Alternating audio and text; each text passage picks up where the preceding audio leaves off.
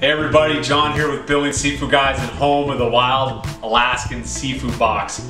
We're back today with another episode of Simple Seafood Recipes, our YouTube series where we just do awesome recipes. We show you how easy it is to cook seafood. We know people out there are intimidated. They think they're gonna ruin it. They only eat seafood at a restaurant. No more, that's a myth. So we're gonna show you today how to do salmon cakes. So we're doing things a little different.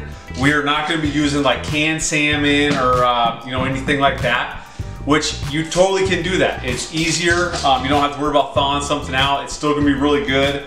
But man, if you can bust out and use like a sockeye fillet like this, it's going to be amazing. So we're going to get going. You guys are going to enjoy this recipe. Follow our YouTube channel. Let's get cooking.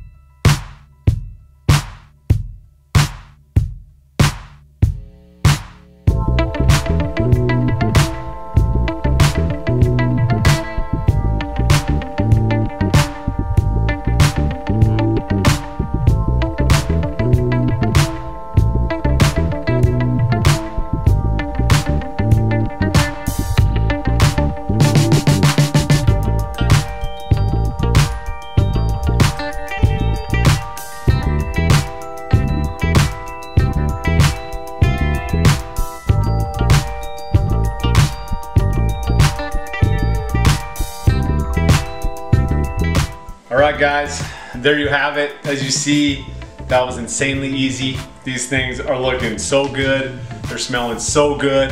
And as you know, we decided to use a whole sockeye salmon fillet. Just remember, you guys can totally use canned salmon. It's gonna be a little bit easier, a little bit more convenient. I'd recommend draining that all that juice out of the canned salmon if you go that route.